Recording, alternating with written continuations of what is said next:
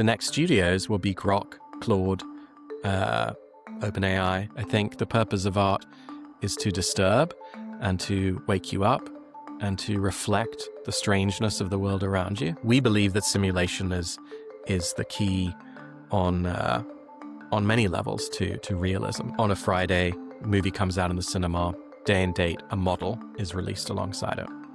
And by Sunday, there are millions of new scenes in this story world. There are thousands of new episodes. There are tens of new movies, all owned by the original IP holder, all monetizable by the original IP holder.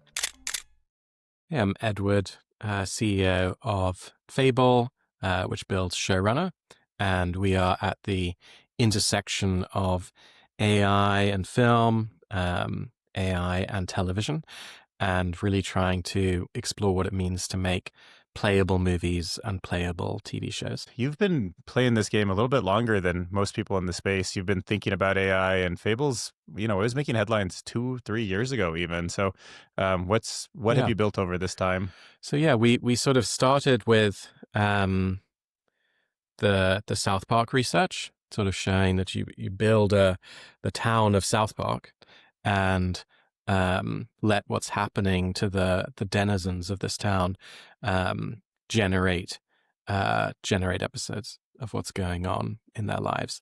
And that's really been our thought from the start, which is, this path of clip by clip kind of, you generate a ton of clips, you edit them together, and you really just try to make the old medium of cinema and shows in a new way. We thought that was really narrowing the opportunity with AI, the artistic opportunity with AI, which is that this is a whole new medium, and it's a new medium that is intelligent. It's an aware medium.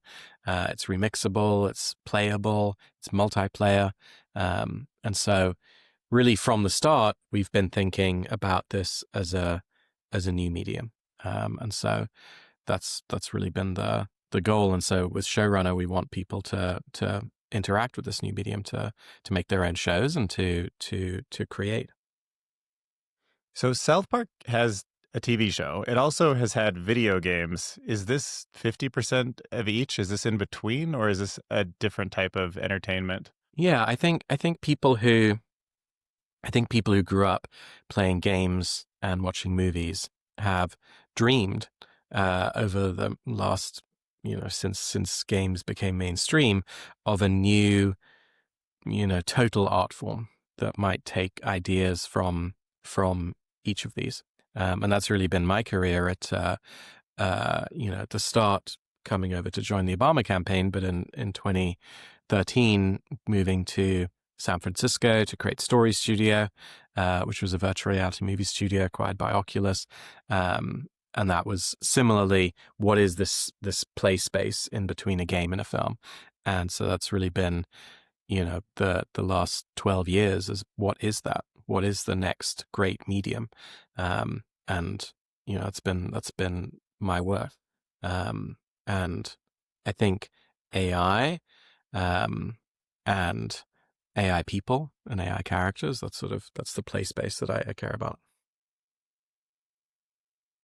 Absolutely. And I have to ask, so we talked for a few minutes just before hitting record, and I've been so fascinated with this project, and just the way you described it, the way you framed this whole thing, kind of where things are going, I felt was so good. You said, most people are thinking about how to use AI for graphics, for visuals. What happens if we think of AI as being creative when it gets to the point, where it is creative? That's such a great way of thinking about it. Yeah. So what are people missing? Tell us a little bit about that. Well, so I got to have lunch with a great hero of mine, Paul Schrader, who, probably the greatest living screenwriter. He wrote Taxi Driver, Raging Bull, Close Encounters of the Third Kind. And, he's been playing around with AI, and he had said that creativity and was at a Deep Blue and Kasparov moment. And what I love about that is, it's not the cliche that AI is just a tool in the toolbox or a pencil. it's not a tool, it's a competitor.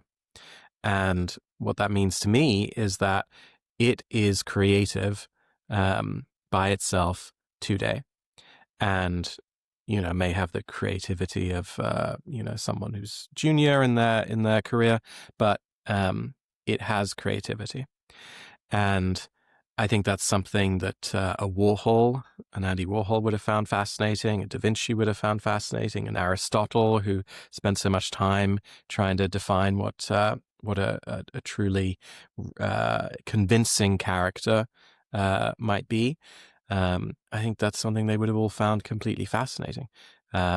So, if you tell people it's just a tool in the toolbox, often I find that what they're really trying to say is, it's okay, don't worry, nothing's going to change. And that makes people much more frightened, right? It's like, well, what are you hiding? I mean, it clearly is more powerful than that. So like, it feels like you're not saying what you really think.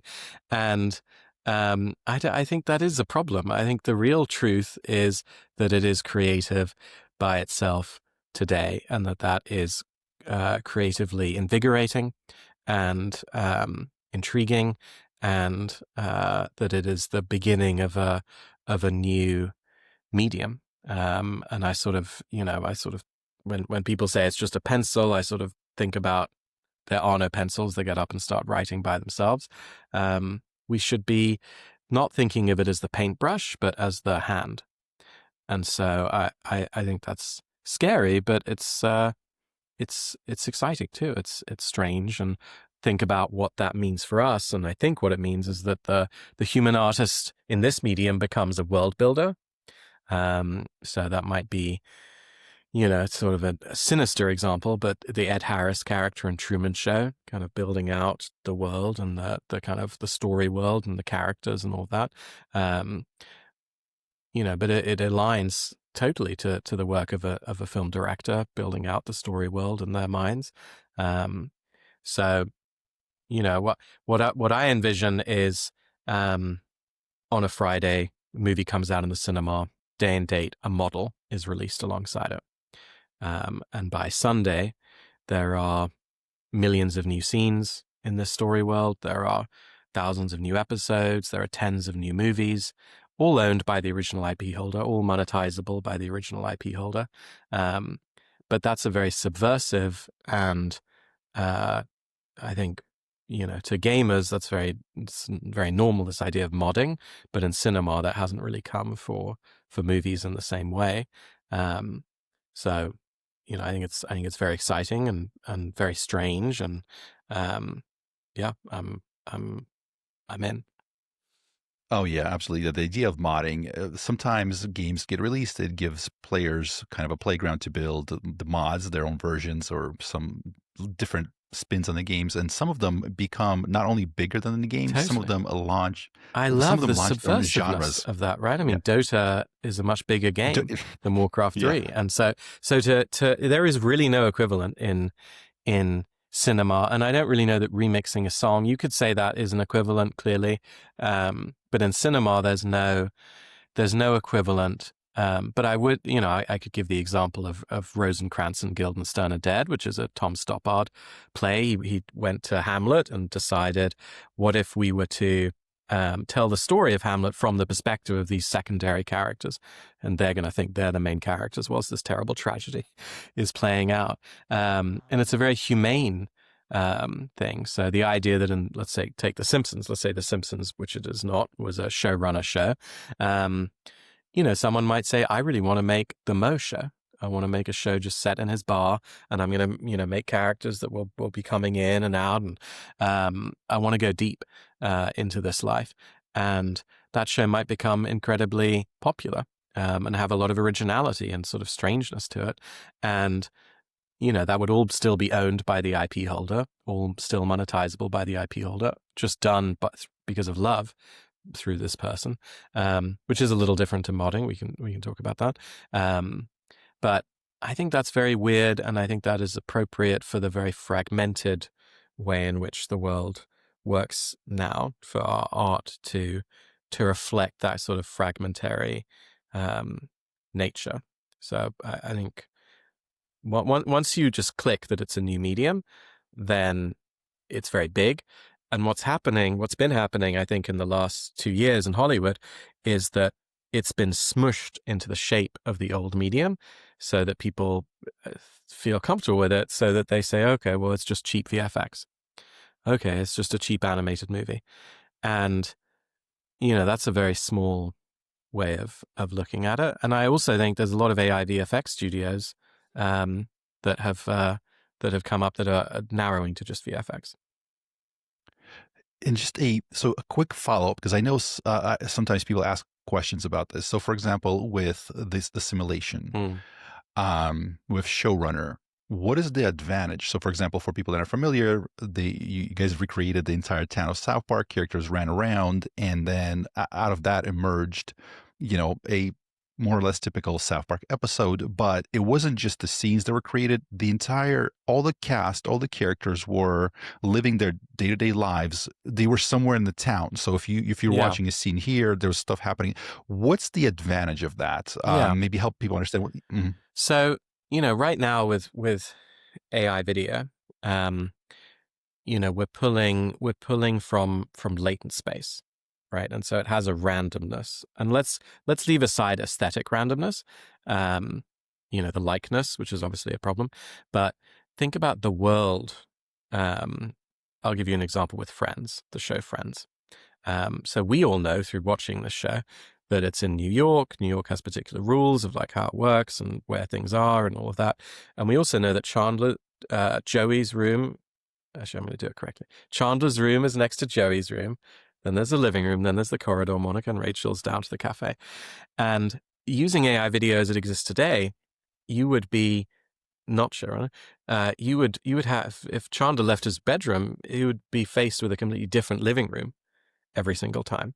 Go to the corridor, completely different corridor. Someone else lives opposite. There is no cafe. Now it's a restaurant. These aren't just aesthetic things. These are important logical elements of the world that mean you can't actually invest with any emotion into this being a real place. So you need to build a simulation for there to be a grounded truth about the life and lives of the characters. And we believe that simulation is the key on many levels to realism. That you can't just build characters as brains in jars; they have to have a context. And actually, the Black Mirror episode "Joan is Awful" was actually one of the first times I'd ever seen these ideas connected, of like a Netflix-like streaming show connected to a simulation. And it's not an immediately intuitive idea, but The Truman Show is clearly another example of it. If you want to actually get to where we want to go, which is you're at home, you got your Netflix of AI open, and you click plus, and it generates you another episode. That's so different to clip by clip. You're a professional person. There are 10 of you. You're all generating these clips and editing them together. It has to know everything about that world and what's appropriate and realistic. So I think simulation is vital. And people in AI do talk about simulation in AI video. Runway, the rest will say we're a simulation company. But what they mean is physics simulation. And right now, when the industry went from generating 1 second to 8 seconds, it revealed a huge number of problems in physics simulation, right? The acrobats, they're all falling down, the athletes and all that, too many legs. Right. And when we go from 8 seconds to 10 minutes, which is what all we care about, is what's it going to be like when you prompt to 10 minutes, to 20 minutes, to episodes, to films, then it's not going to be physics simulation. It's going to be appropriateness of behavior simulation, how these characters interact with each other. Does it feel right? If that's the problem that will be revealed. And so we thought, let's skip ahead and just focus on that problem, because, these physics things, how the water splashes is going to be sorted out. The really hard problem is going to be story and behavior amongst characters in a story world. And that's a much more valuable problem to go after. That was our theory anyway. I had I don't know if you're much of a Star Trek fan, but I love Star Trek. And with the holodeck all the time. Yeah. Yeah. Yeah, exactly. But growing up, there was a certain cadence to the way the show played out through DS9 and Mm, through Next Generation. And I remember the first time I saw a trailer for Lower Decks, which is a mm, cartoon that's much more oriented towards a Rick and Morty style comedy. And it takes itself much less seriously. And mm, it's supposed to be sort of in the same world, and how much resistance there was to season one. mm, People did not like something sort of sacred and something that they were sort of expecting to be manipulated that way. And over time, the audiences warmed up to it. It did okay, but mm, um, there's something interesting about crossovers between such different styles of filming and such different story arc patterns. mm. What do you think about keeping that together in a way that makes sense? Yeah, um,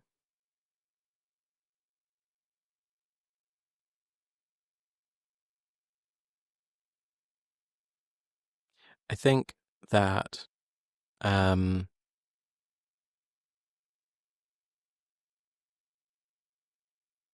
I think that the way that we live now is um, is completely fragmentary and is multiversal. And now I'm an anime character. Now I'm a sort of 3D character and all of that.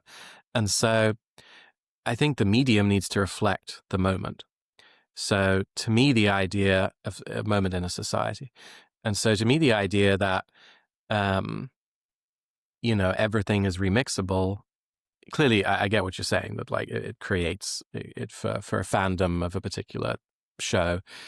People are concerned about it, but I think I'm going a step further than like someone at Paramount decided to make a cartoon and now there's a cartoon. I'm going the step further of like, you've got Star Trek The Next Generation, and now there are like a billion Star Trek The Next Generations. Everything's remixable. You're in episodes. Like, you have an idea, do that. You want to make a show that's just about Geordie? Great, go for it. And so I think the reason why I believe in it is that it reflects the complete insanity of the world as it is today. And I think you want a medium that can reflect that. And maybe that is why I don't obviously love TikTok, but maybe that is why things that are so quick and like, remixed and strange and all of that are growing in popularity, and film, which is more static, hasn't been growing at the same rate. Yeah, I could see the benefits in the remix. It certainly is very creative. And then I also noticed a small portion of society seems like they're craving the consistency. So I mean, they'll Mm, be obviously easy to watch Friends repeats mm, thousands of times, and mm, certainly Netflix is making a lot of money playing the exact same Friends episode because people seem to just fall asleep to it or relax to it, or it totally. takes them out of the choice Mm, paradox mm, where you're overwhelmed with choice. But there's a place for both, I guess, in the future. mm, But go Yeah, ahead, and to Wes. me, like just as you guys are talking, I'm just envisioning like a little slider that a creator can do where they can sort of set how permissible the license is. I mean, if you think about something like the Dungeons and Dragons universe that's been done with the Lord of the Rings, I mean, there's so many different takes on it. There's so many different, you know what I mean? So you can set it to that, like just build your own worlds with this rough archetype or whatever you want to yeah. call it, to maybe something like Game of Thrones where you have different directors directing different episodes, but it's like, the owner of the IP Mm. selects them, and you can set anything in between. At least that gives people like kind of I'd a almost, yeah. choice. I think we're getting into control as well, and Mm, the way that we think of it is that a model, imagine that 3 years from now, a Star Wars 1 model might be much bigger than a Gen 6 or a VO6. Um, and that would be a model that wouldn't just be an aesthetic model. It would have baked into it a complete, not just an understanding, but actually artists having worked on it, lock things into the model that are immutable, different right. characters, planets, so that by engaging with the model, you're exploring something that a group of artists have thought through, which is not how it feels right now. How it feels now is that when you're engaging with a video model, you are using a tool. If it doesn't do what you want, then you're annoyed. And if it does what you want, then it did well. This is very different. you're engaging with the model in order to explore and to immerse yourself in an artistic experience that artists have made. And because the model is an artist too, the AI is an artist too, it's going to be making interesting artistic decisions in a highly constrained way, not just guardrails like the stormtroopers shouldn't do X, but more than that, like we're unfurling to you a particular narrative experience. So in that sense, it has a sort of massively multiplayer kind of look to it. I love it. So, okay, so how would you avoid the problem that seems very similar to social media popping up in the long run? So if I project out, I can imagine some sort of South Park world where there's tens of thousands of little street corners and shops and people interacting, and I could zoom in or out to any of them at will. Maybe my friends have some, but soon it'll be overwhelming. And then you'll probably need some kind of a recommendation algorithm like the Netflix recommendation or the For You page on TikTok that says where you recommend people go. And if they're getting a revenue cut in certain ways, they're going to probably start leaning towards extreme political comments or whatever gets the eyeballs to zoom in. How are you going to kind of not end up in the same trap? Well, we think about a Netflix of AI. So, it would feel like a Netflix, and you would see episodes and movies. So, I think just being a bit longer form in and of itself can sort of help there, that you're not just trying to get this tiny little aggressive hit of a non-fictional clip on a TikTok. And the best episodes, get the most views, and you kind of draw more and more attention to those. But I do think because we are noticing that one of the use cases that people have is uploading themselves and their friends, I am thinking about social media a lot, because we've talked a lot about IP. We haven't talked so much about users creating their own IP, but that's something too. You create your own show, and then people can come and they can make with your show. They can make scenes and episodes. But the kind of third use case that we think about is people telling the story of their life and their friends' lives. So you could imagine a show in university or at kind of seniors at high school, and let's imagine you're a new student at a new university. You upload your friends, you upload the layout of the university, teachers, parents, and every day at the university is a kind of narrative warfare as to what actually happened that day. And you're sort of seeing scene by scene what is going on. It's the show of the university. And I think that's ripe for bad things. So we have to kind of think about it. But I think that is the future of social media, is that it is, people have said metaphorically that the social media is the show of your life. I think that's going to be even more true, in that instead of group texts and all of that, you would actually have scenes of what's going on with you and your friends' lives being generated and remixable and editable by each other.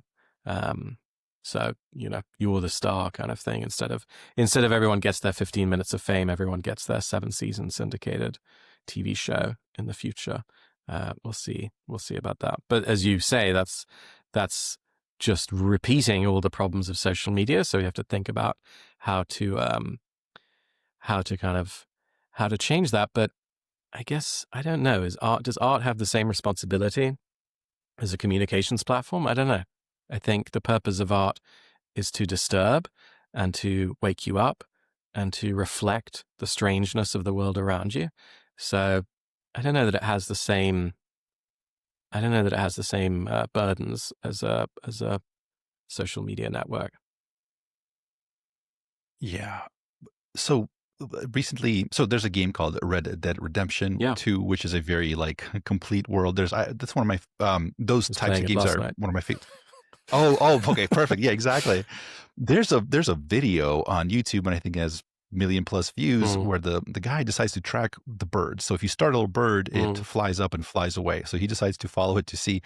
My point is that it's such an intricate design of the world that the birds don't just disappear. They fly off, and they have some migration patterns and just whatever. And it feels like you are living in this you are in a living world that goes on without you. You're just Yes. one cog there. You have an effect in the world, but you're just one minor portion of it.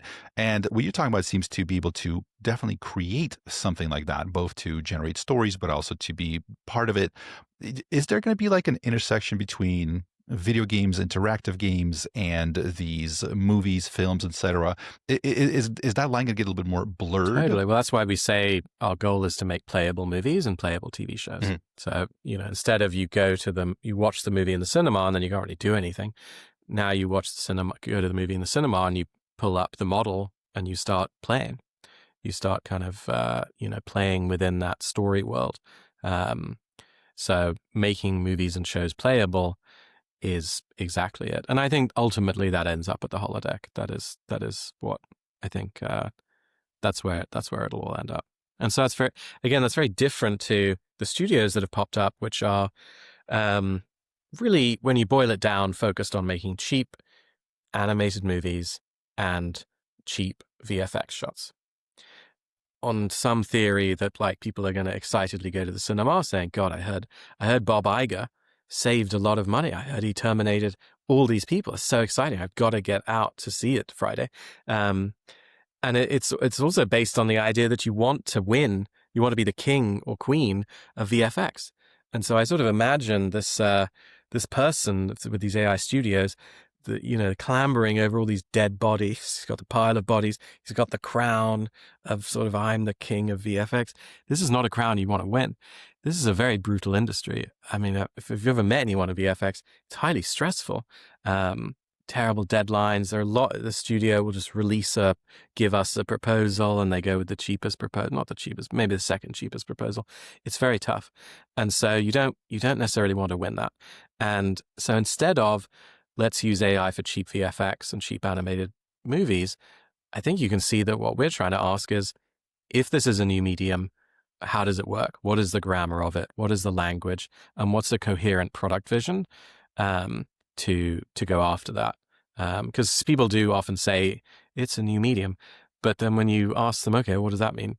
Really is just cheap VFX shots. So I think we've got to think bigger. Absolutely. Yeah, that makes a lot of sense. And so for people, so let's assume this is exactly where everything is going in terms of AI is going to be creative. It's going to create worlds. It's going to allow us to save money. If you're the creator of the show, it's going to allow you to save money on VFX shots, voiceovers, actors. You don't need a big studio to greenlight the project. Let's fast forward 5-10 years, whatever. Like, where's the puck heading for creators? People that want to be part of this wave, this revolution. Like, what should they be? I think they should be thinking about the model as a work of art. And I think that's the error. So the world that I could foresee, and Elon Musk talks about this, and maybe we all don't believe that if he gives a deadline, you've got to times it by 10. I think we've all learned that. But he was saying the other day, Grok being able to generate 20 to 30-minute episodes, he was saying 4 to 6 months away. It's definitely not 4 to 6 months away. But he's thinking the right way, which is the next studios will be Grok, Claude, OpenAI. And I don't mean they're going to be buying studios, maybe, but like, I'm saying it's going to generate entertainment. That's really scary. OpenAI is working on a movie right now. Right. Yeah, we should talk about that. So, the future is that the future is that some of our entertainment will be generated. And so if you believe that, which many don't, there's no need to, I believe it. Then the artistic opportunity would be in treating the model as a work of art instead of that you can put a lot of energy into and lock in immutable story elements. Easter eggs is a cheap way of putting it, but take a Star Trek example.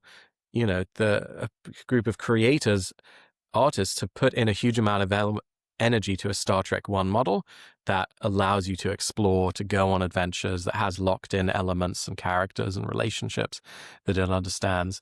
So that, I think, is the big financial and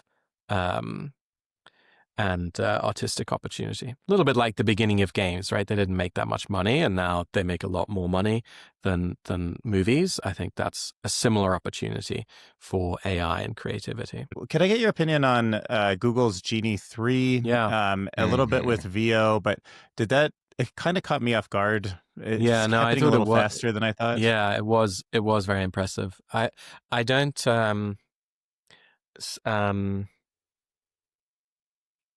yeah, it did move a lot faster because there was the World Labs thing that felt more like those kind of 360 images, and you get a little bit of parallax, and it was like, okay, what's the point of this? I don't get this. And then there have been two paths, one that's like with full geometry and like understanding it on a three-dimensional basis, and one that's video only, and both are exciting and interesting. I think Genie 3, I'm not convinced by the people who talk about game engines, that this is the future of game engines.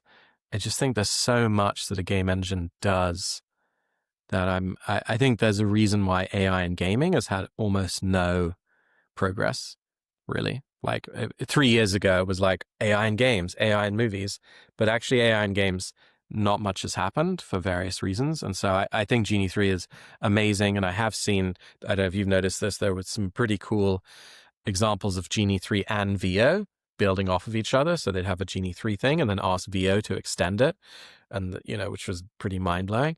But I'm not convinced by it as a kind of, this is the future of game engines.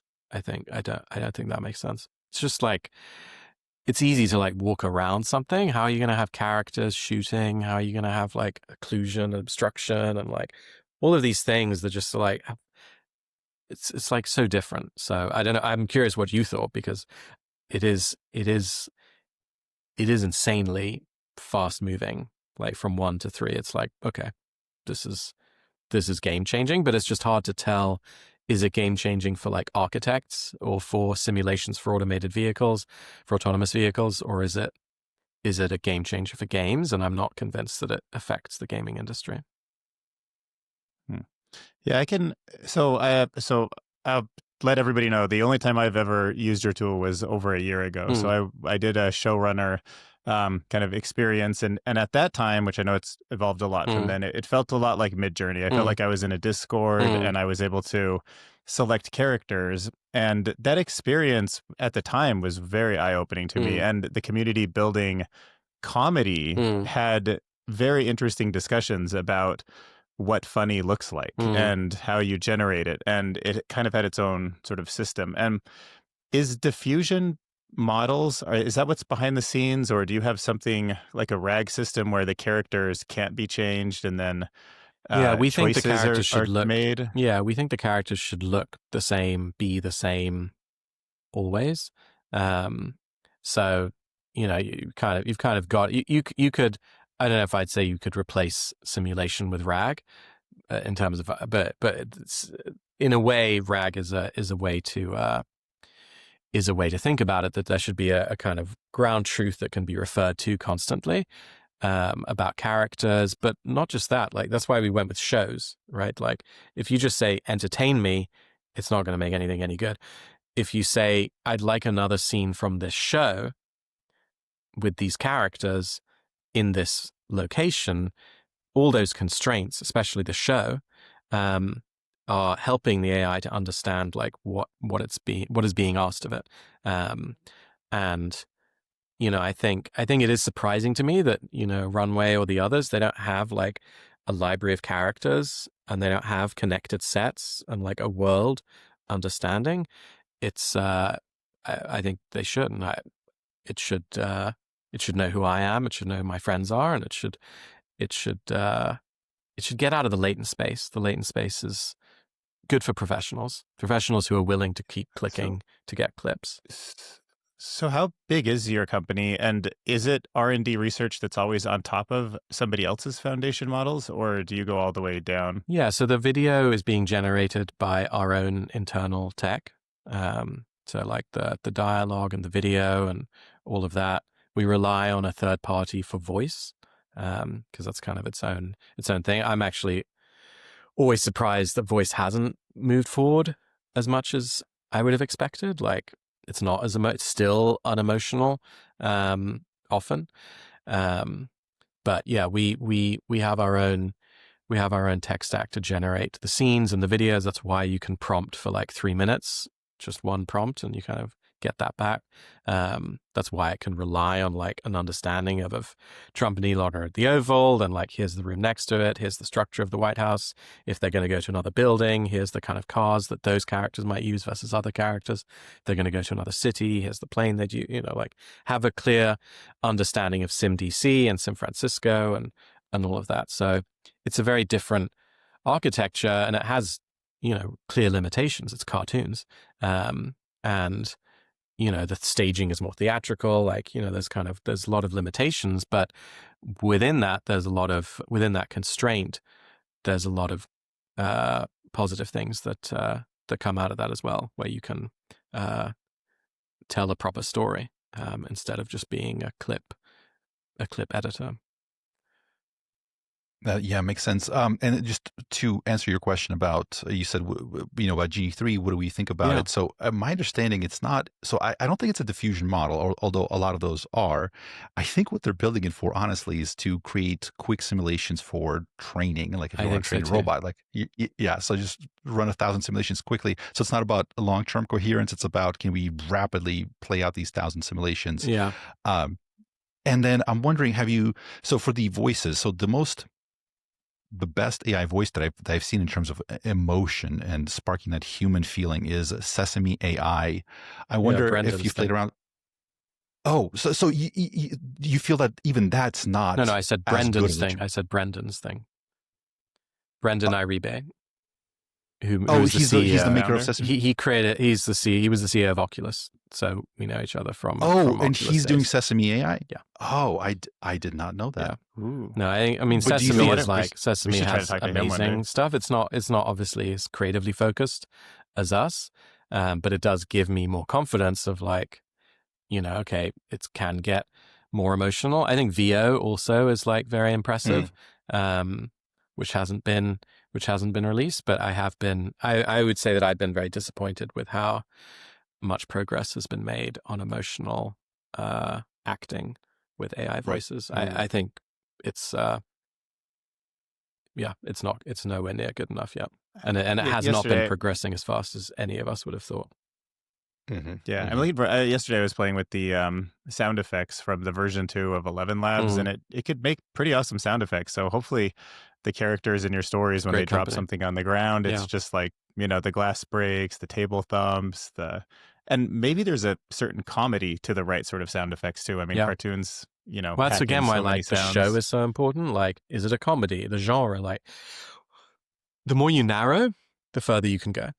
And I think that's probably our core philosophy versus many others, which is like, let's let you do anything. Ours is always like, how do we narrow? How do we constrain? Because we think better creative work comes from that. And I feel like go on. Sorry. Now it's side topic, but like, I think in some of the best Rick and Morty episodes that I've seen, they've done a great job where somebody's walking down the street and they're hearing the people that they walk past, and they say something just like ridiculous or stupid, and it's like, who would have known to bring that to the forefront to bring comedy? No, so I love hopefully that. AI can pick up on some of that stuff. Well, we chose Exit Valley as our first show, which is a satire of tech, with Sam Altman and Elon Musk and Dario as characters with their voices, because if they're these people are going to become the richest people to ever live, and so why shouldn't we use AI against them to satirize them a little bit? I think that they can handle it. And I think, if they think it's okay to take everyone's voices, great, let's take theirs, and like, let's make fun of these people a little bit. So I think comedy and satire are good in many ways, in that it's satire, especially, is a tool of the powerless against the powerful. And I think using it in that way is very appropriate. Could you? sorry. Just really fast. There's a few episodes that I made with the people you just mentioned, plus Ilya Sutskever, Mark Zuckerberg. That I some of them I did not publish because I was like, there's a line. This is crossing it. just wanted to throw that out there. No, I love that. Like that White House. Can you imagine that White House dinner? Just if those are all cartoon characters. We're doing that. No, we're doing the White House dinner with that. Just it's such an insane just glazing moment, like, and we've got to use AI can be, again, it's not just for cheap. Let's think about how AI can do weird things that never existed before. Can you share any insights into what Matt Stone and Trey Parker think of the project? I mean, you probably know them better than most people. They've built their own deepfake company, and they have a new deepfake project, which I think is going to be released next year, a film. Wow. So I'm extremely excited about that. And I think that they, it's kind of two things, right? Because one is, what do you think of AI? They're very in favor of AI. What do you think of your baby being, ruined by these terrible people, Showrunner? Different feelings. So I think really to be into remix and mod and all of that, you've got to be a gamer. And so I think in the games industry, it is really true that a games maker who was modded and someone made a mod that somewhat surpassed the original, I think many games makers, if not most, would be very proud of that. And I think that does not, that it's going to take some time for that to shift over to cinema. Yeah. So we want to be respectful of your time. I had so many questions. So maybe we can do just a few, maybe some a little bit off topic, some a little bit rapid fire, just so we can get some of this interesting things in. One of them is, how does this play into the development of AGI? It seems like simulations and AI being able to understand and predict everything by simulating, there's definitely something there. So, I mean, if we're building simulations with characters and plot lines and consistency, does that play into the actual research of advancing AI forward somehow? No, I think back in 2 years ago, I did a TED talk at TED AI and SF about we're going to hit a plateau. That was my thought. I'm not going to call it a prediction. That's far too grand. But I was just saying, this doesn't make any sense, that you're going to just scale up data and GPUs, and that's going to be the solution. Like, that does that even sound plausible to you, that we're going to create these conscious entities just through that? It's going to need much weirder experimentation to actually get to AGI, or obviously what we care about is a creative AGI. So, I posited simulations as a path to that, and that these agents can have a sense of emergence to unpredictable things through their interactions with each other in a society. And that is my belief, that simulation is very important. And I just very briefly, I'll just say, the difference in simulation between a Runway talking about it and us would be, when they say simulation, they mean Jane dropped the glass smashed, the water went on the ground. And when we say simulation, and so they mean, does the water splash correctly? Does the glass create correctly? When we say simulation, what we mean is Jane dropped the glass smashed. Her husband shouted at her. That night, they sleep in separate bedrooms. And so that's the real world that you're actually simulating. And I think that's exciting and weird, and that's where we should all be going and focusing on, is simulation. I think there's so much ripe area for research. And if you last thing, if you remember the multi-agent simulation paper by June Park, yes, think about the delta between how much attention that got and how much impact it had. I don't mean in a bad way, but there's been so little follow-up. Like, it's like we can all tell that that's important, but nobody can figure out how to really get their hands around, like, what do you actually do with simulations? So I think it's a really fresh area for research. It was such an early paper. It was incredible. Sorry, Dylan, go ahead. No, I remember that too. But what's crazy to think about is, what if this So, like, what if consciousness or some kind of really high level intelligence just comes from a sufficiently complex adaptive system, and you keep evolving That was Showrunner exactly into what these we were. worlds? That's exactly what we I know, posited but at you're the gonna TED Talk. you're gonna be like a god. Like, to No, those no, people, no. you'll be like the god of their universe. You know what I mean? And you'll have to deal with that. Well, I mean, I guess I think of it more in terms of the Turing test, that the best way for an AI to pass the Turing test is to stop talking, because it has better things to do than chat with you, right? Because no human could talk for 72 hours straight. So they failed the Turing test right there, every single one of them. So you've got to actually give them lives and something to do. And I think that will answer the question for a creative AGI, which is, well, but they have no life. Well, let's give them a life and let's see what they think about the world as it is. And I think, I do think eventually going to the cinema to watch a film made by AI, people say, God, it sounds like the stupidest idea I've ever heard. But, if we think of art, the purpose of art is to disturb, to wake you up to the transcendental beauty and connectedness, or to the hypocrisy all around you, then a separate entity clearly has a valid perspective of like, what are you guys doing? How do you all live like this? This is so terrible. Like how do you live like this? So I'm creating something to express my complete shock that you people are willing to live in this way and treat each other in this way. So I think, the idea that people would go to the movies to see that is totally valid, and we'll get there. Oh my God! But what if they all unionize against you and say we don't want to be controlled anymore? That's the and whole then you're idea of gonna have to say, Westworld. like, That's the whole point of a simulation, is that you've got to kill Anthony Hopkins. Obviously, I mean, what is the, what's the point if Anthony Hopkins hasn't designed a system that leads to his own demise? Then it didn't work as a system. Right. Oh, that's such an interesting thing. And that's going to be, I think, one of the sort of worlds that you guys are building. Another world that was very interesting, I asked Dylan to read The Player of Games. Yeah, of course. Elon Musk No, we all often love Ian M. refers Banks. to. Yeah. Culture series. Well, What do you relevant. What do you think about that? Oh my God. I mean, so important to,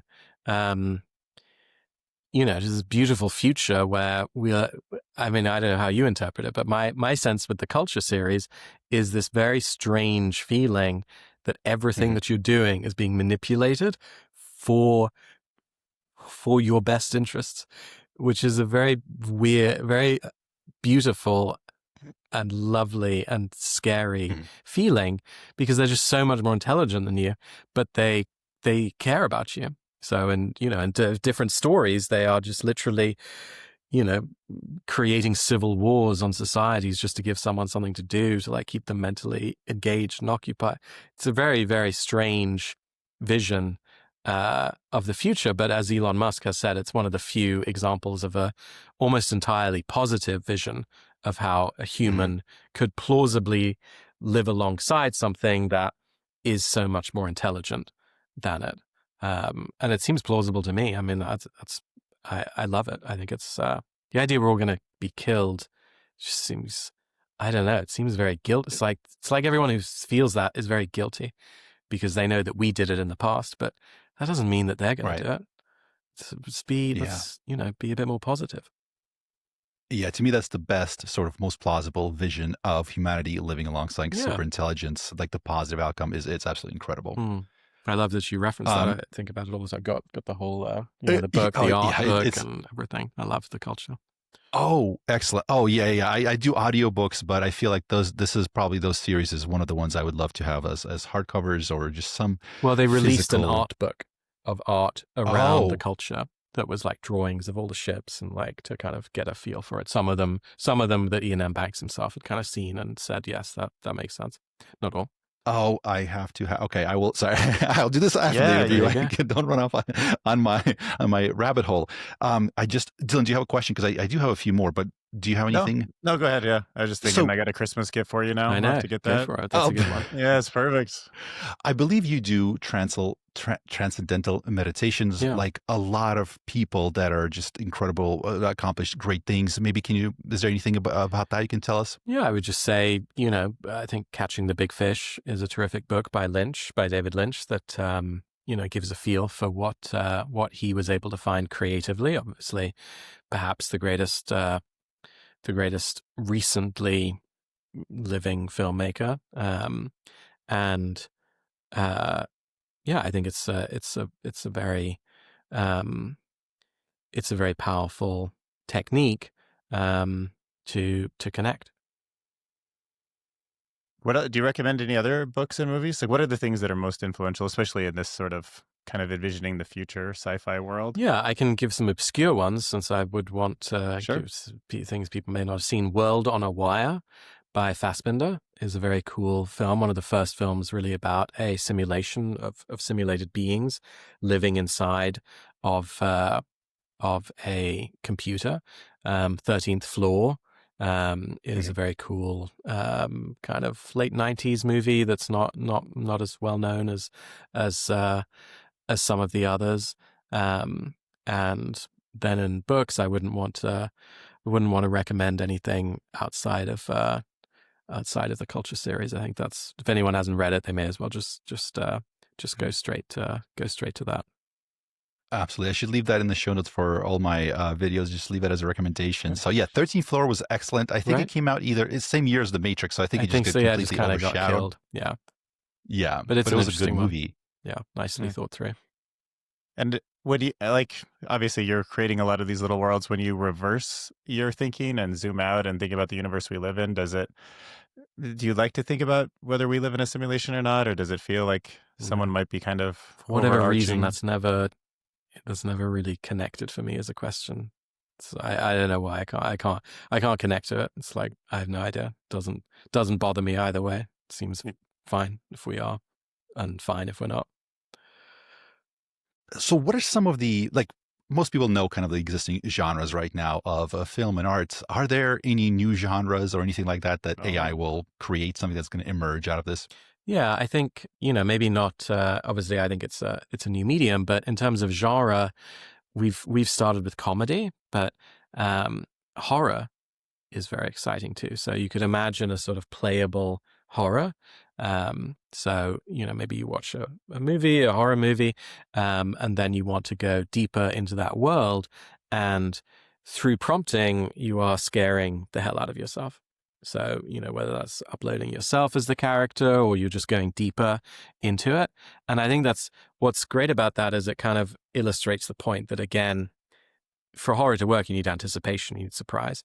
So these all mean that the model itself is making creative decisions about how to scare you. So instead of it being a tool, it is the work of art that is kind of freaking you out.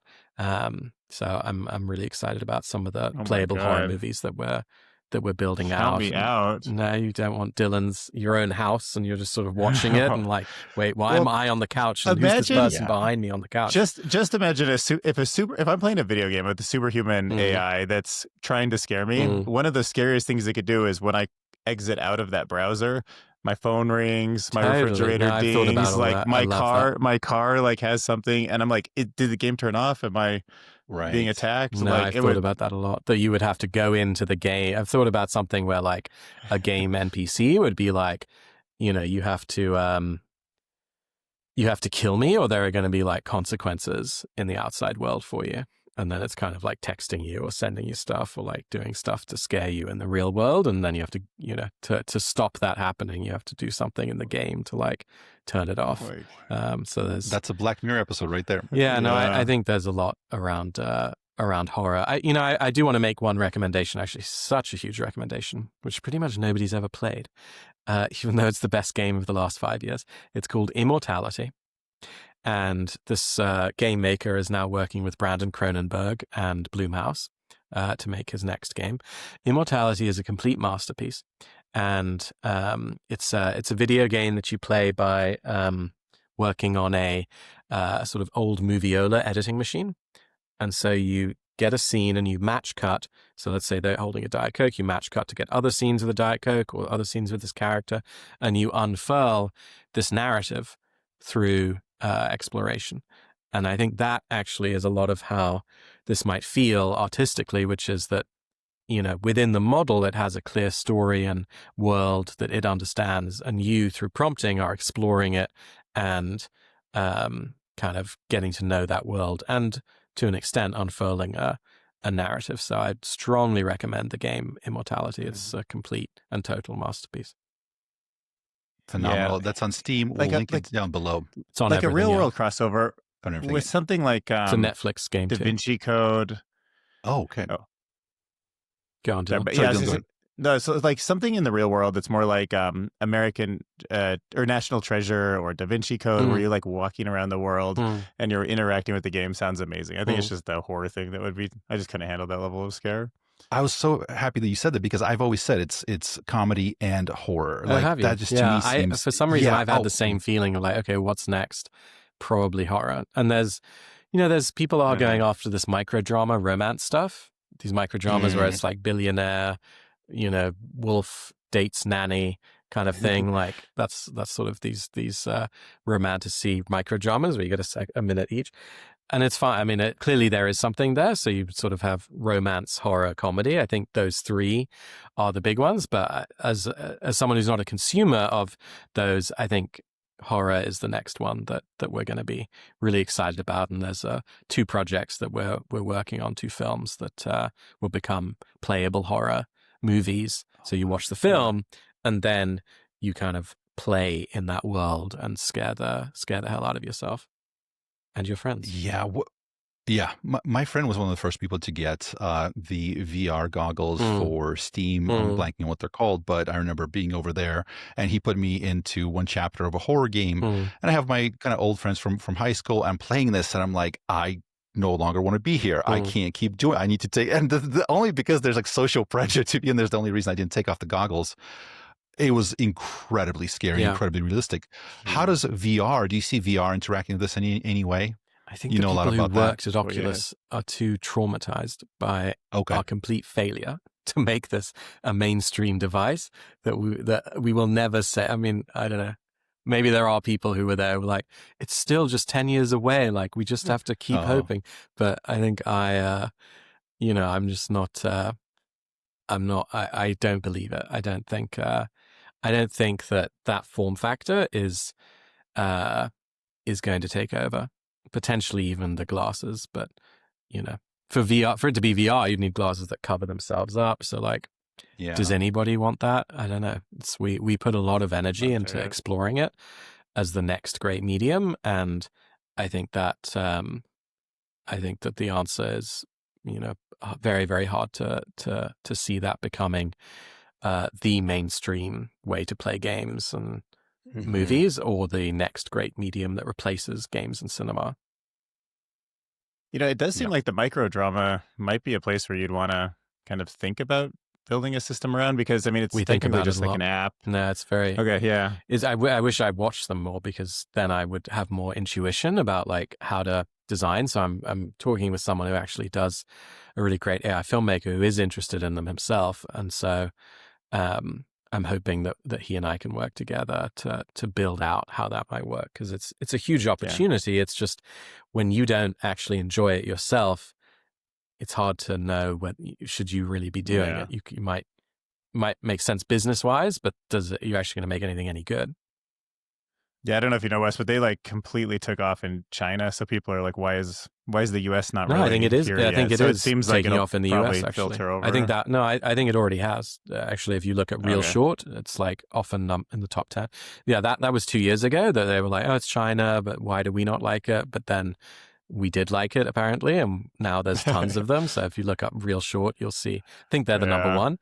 They're generating hundreds of millions in revenue, all with like American actors and stories. And it's interesting because AI may not actually make it much cheaper than they can make it, because they use green screens and it's like really, really cheap per minute. And you get the benefit of real human actors. So how much AI could disrupt that? We need to see. It may not end up actually being cheaper than doing it the way that they do it currently. Well, yeah.